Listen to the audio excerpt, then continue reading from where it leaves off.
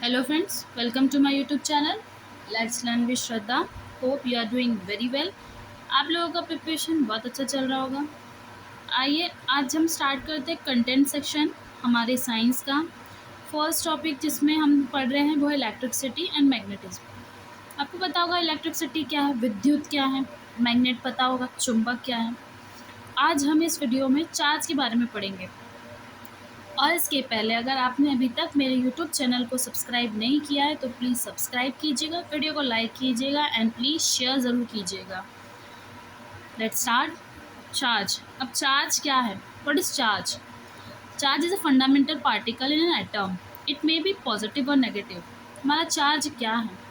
एक fundamental particle, एक atom के अंदर पार्टिकल है जो कि पॉजिटिव भी हो सकता है या नेगेटिव भी हो सकता है, किसी भी टाइप से. ये दोनों में से कुछ भी हो सकता है. तो जो हमारा चार्ज है वो कुछ भी चीज़ों में जो फ्लो हो रहा है वो या तो पॉजिटिव हो सकता है या नेगेटिव हो सकता है. ये हमारा इलेक्ट्रिसिटी में टॉपिक है चार्ज का.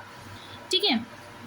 अब क्या होता है, जो हमारा चार्ज है ये दो टाइप का, जिस टाइप से पता है आपको, नेगेटिव एंड पॉजिटिव. तो क्या होता है, जो लाइक चार्जेस होते हैं हमारे, जो एक जैसे चार्ज होते हैं, या तो पॉजिटिव पॉजिटिव या तो नेगेटिव नेगेटिव. तो अगर लाइक चार्जेस है तो ये आपस में अट्रैक्ट नहीं करेंगे, ये रिपल करेंगे, मतलब एक दूसरे से दूर जाएंगे, है ना. और अगर अनलाइक चार्जेस है, जैसे पॉजिटिव नेगेटिव नेगेटिव पॉजिटिव, ठीक है, तो ये अट्रैक्ट करेंगे, एक दूसरे के पास आएंगे. आपने मैग्नेट में भी देखा होगा, north pole and south pole जो होता है वो अट्रैक्ट करता है एक दूसरे को, लेकिन जो हमारा नॉर्थ नॉर्थ या साउथ साउथ है वो रिपल करता है.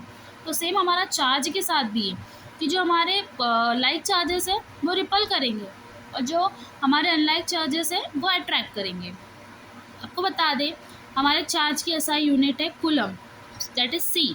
आपको और एक चीज़ दिख लीजिए, 1 कूलम चार्ज जो होता है हमारा, क्या होता है, तो 1 coulomb charge is equals to charge present on approx 6 × 10⁻18 electrons. जो हमारे इतने इलेक्ट्रॉन्स है उस पर कितना जो चार्ज प्रेजेंट है वो हमारा 1 कूलम चार्ज में आता है. या तो हम 6 × 10⁻18 को ऐसे भी कर सकते हैं, 6.24, एग्जैक्ट 6.24 ही है, लेकिन हम उसको अप्रॉक्स में 6 ही लिखते हैं. ठीक है. बात करते थे कि चार्ज, अब एक इलेक्ट्रॉन पे चार्ज कितना है ना. चार्ज ऑन 1 इलेक्ट्रॉन क्या है, पॉजिटिव चार्ज क्या है, 1.6 × 10⁻−19 कूलम. आपने फॉर्मूला पढ़ा होगा कि इक्वल्स टू एन ई, जहाँ पे क्यू हमारा है चार्ज, जो टोटल चार्ज है, एन आपको पता है नंबर ऑफ इलेक्ट्रॉन्स, एंड ई हमारा चार्ज को यहाँ डोनेट करेगा कि एक इलेक्ट्रॉन कितना चार्ज कैरी कर रहा है हमारे इलेक्ट्रॉन्स पे. ठीक है. बात करते हैं अब हम करंट की. करंट क्या है, तो the rate of flow of charge is called current. क्या होता है, जो रेट होता है किसी भी चार्ज में कितना करंट फ्लो हो रहा है. एक एग्जांपल लीजिए, फॉर एग्जांपल छोटा सा है, एक सर्किट है, सर्किट में कितना चार्ज जा रहा है, एक कि एक वायर है उसमें कितना चार्ज फ्लो हो रहा है, वो हमारा क्या है, करंट है. तो जो rate of flow of charge है वो हमारा होता है करंट. करंट को हम डिनोट करते हैं आई से. करंट का फॉर्मूला होता है चार्ज अपॉन टाइम, जैसे कि आपको बताया कितना फ्लो हो रहा है हमारा, है ना.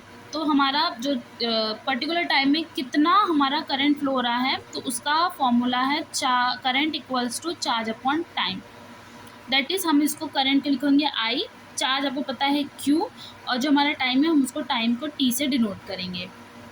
बात करते हैं कुछ यूनिट्स की. तो करंट की जो एसआई यूनिट होती है वो हमारी एम्पियर होती है, जिसको हम ए से डिनोट करते हैं. अब 1 एम्पियर हमारा होता है 1 CS−1. 1 MA का होता है 10⁻³ एम्पियर. 1μA का होता है 10⁻6 एम्पियर. अच्छा, आप लोगों ने देखा होगा अपने घर में जो हम लोग जो डोमेस्टिक इलेक्ट्रिसिटी यूज़ करते हैं उसके में कितना एम्पियर यूज़ होता है. तो आप लोगों ने सर्किट्स देखे होंगे, तो आपको बता दें जो हमारे घर में करंट फ्लो होता है वो 5 एम्पियर का होता है, जो दो टाइप से हो जाएगा. ध्यान से देखिएगा, जो हमारा नॉर्मल जो टीवी लाइट फ़ैन जो होते हैं, जो आपने स्विच में देखा, 5 एम्पियर का होता है. और जो जिससे हम लोग बड़ी चीज़ें चलाते हैं, गीज़र हो गया, एसी हो गया, मोटर जो हम लोगों का बोर वगैरह का होता है, तो उसमें कितना करंट का फ्लो होता है, तो वो हमारा 16 एम्पियर का वहाँ पे फ्लो होता है. ठीक है. तो याद रख लीजिएगा, जो नॉर्मल है टीवी फैन लाइट एक्सेट्रा वो हमारे 5 एम्पियर के होते हैं, और जो बड़े अप्लायंस होते हैं वो 16 एम्पियर के होते हैं. ठीक है। अब बता दें वोल्ट की बात करें तो जो हमारा डोमेस्टिक में जो हमारा घरेलू है, घरेलू ऊर्जा हम लोग कितने वोल्ट की करते हैं, तो हमारे 220 वोल्ट की होती है। और जो हमारे घर में करंट सप्लाई होता है वो पैरेलल होता है, ठीक है। Current is measured by ammeter, आपने देखा होगा एमीटर, जैसे कि मैंने इसके प्रीवियस वीडियो में एक क्वेश्चन सीरीज कराई थी, उसमें मैंने आपको एमीटर का डायग्राम भी बताया था। तो जो हमारा करंट है वो किस चीज़ से मेजर होता है, तो होता है हमारा एमीटर से होता है, जिसका सिंबल कुछ इस टाइप से होता है, देखिए। अच्छा देखिए, ammeter has low resistance and always connected in series, तो आपको देखिए जो एमीटर होता है उसका रेजिस्टेंस बहुत कम होता है और ये हमेशा सीरीज में कनेक्टेड होता है। वोल्ट मीटर के सीरीज में होगा, देख लीजिएगा, अलग नहीं होगा। अगर यहाँ पे वोल्ट मीटर है तो यहाँ पे एमीटर होगा, अगर यहाँ वोल्ट है तो यहाँ एमीटर होगा, ये उसी की सीरीज में कनेक्टेड होता है, ठीक है। बात करते हैं पोटेंशियल डिफरेंस की। We define the electric potential difference between the 2 points in an electric circuit carrying some current as the work done to move a unit charge from one point to the other. Okay, इसमें ये क्या है कि कितना work done हो रहा है, कितने टाइम में कितना चार्ज हमारा कैरी कर रहा है, वो हमारा होता है पोटेंशियल डिफरेंस। पोटेंशियल डिफरेंस को हम V से डोनेट करते हैं एंड पोटेंशियल डिफरेंस दो पॉइंट्स के बीच का जो निकालेंगे तो उसका फॉर्मूला होता है वर्क डन बाय चार्ज, कितना कार्य किया गया कितने चार्ज में, W/Q, that is equals to V, ये हमारा फॉर्मूला है पोटेंशियल डिफरेंस। तो आपको बता दें जो हमारे जो पोटेंशियल डिफरेंस है, पोटेंशियल डिफरेंस का फॉर्मूला हमारा वोल्ट होता है, जैसे कि मैंने आपको बताया। और जो ये इसका नाम पड़ा है वो हमारा पड़ा हुआ है, जो हमारे साइंटिस्ट थे, फिजिशियंस थे, एलेक्जेंड्रा वोल्टा, जिनका टाइम पीरियड है 1745 से 1827 के थ्रू। ये एक इटालियन फिजिस्ट थे, इटाली के जो फिजिक्स के साइंटिस्ट थे, उन्होंने किया था, तो उन्हीं के नाम पे रखा गया था वोल्टा से volt. The potential difference is measured by means of an instrument called the voltmeter. जैसे कि पता है पोटेंशियल डिफरेंस किस चीज़ से मेजर करते हैं, तो हमारा वोल्टमीटर से करते हैं। एंड करंट किससे करते हैं, तो करंट हमारा एमीटर से करते हैं और पोटेंशियल डिफरेंस हमारा वोल्टमीटर से करते हैं। The voltmeter is always connected in parallel across the point between which the potential difference is to be measured. आपको बता दें जो पोटेंशियल डिफरेंस है, जो हमारा वोल्टमीटर है, वो हमेशा पैरेलल लगता है, ना कि सीरीज़ में, ठीक है। अब बात करते हैं हम रेजिस्टेंस की। Resistance, it is the property of a conductor to resist the flow of charge through it.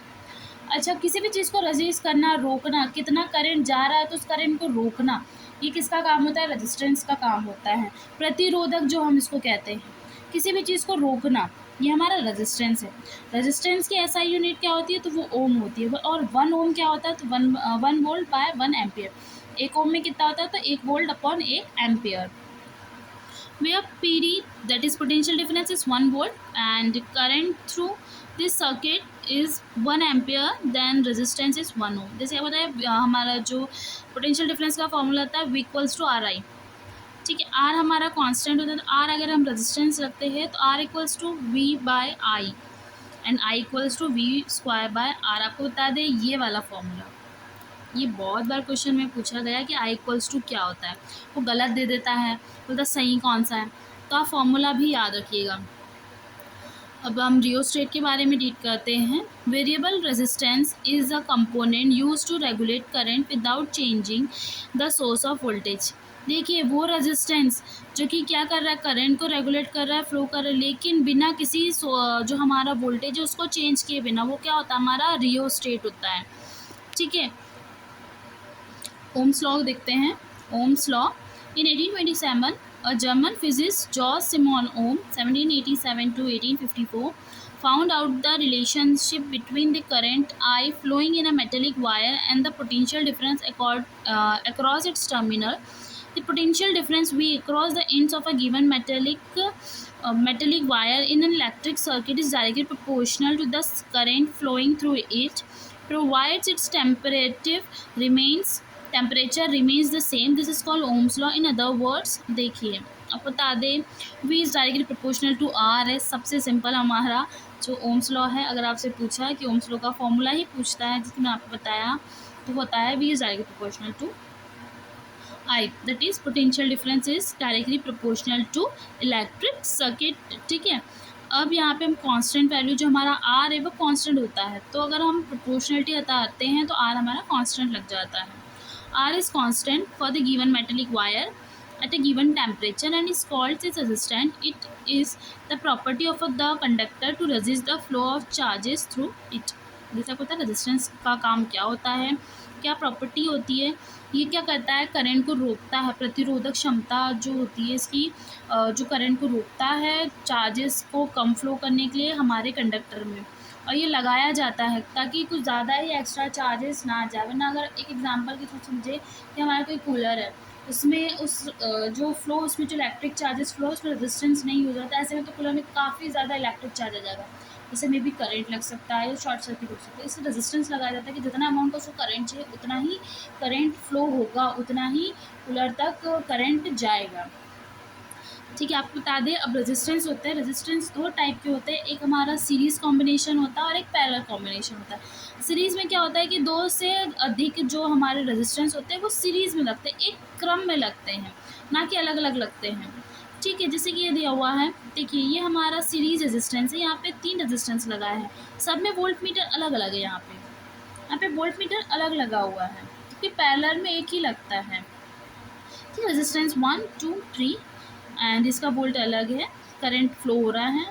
ठीक है, वोल्टेज यहाँ पे डिफरेंट होता है, लेकिन जो हमारा करंट आई इसमें जो फ्लो होता है ना वो सेम जाता है, करंट एक ही जैसा होता है। अच्छा, आप लोगों ने दिवाली में देखी होंगी झालर सीरीज, उसमें क्या होता है, एक लाइट जो हमारा फ्यूज़ होता है तो सारी सीरीज़ ख़राब हो जाती है, क्योंकि वो सीरीज़ में ही लगा होता है, उसका जो कॉम्बिनेशन है उस सर्किट का वो सीरीज़ कॉम्बिनेशन में होता है, इसलिए वो बहुत जल्दी ख़राब होती है कि अगर एक हिट हो जाता है या फ्यूज़ हो जाता है तो बाकी की पूरी लाइट ऑटोमेटिक बंद हो जाती है और वो ख़राब हो जाती है। ठीक है, वो होता है हमारा सीरीज़ कॉम्बिनेशन।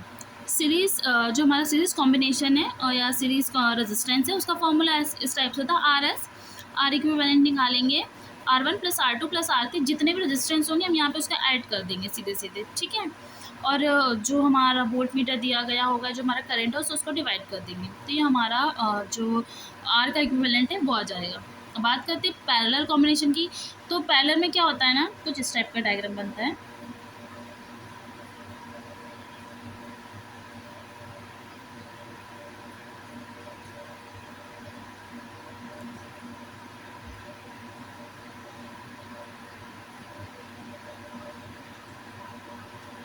यहाँ पे क्या होता है, हमारे रेजिस्टेंस तो अलग अलग होते हैं, लेकिन यहाँ पे करंट सेम जाता है एंड वोल्टेज, या करंट अलग जाएगा और वोल्टेज हमारा एक ही होगा।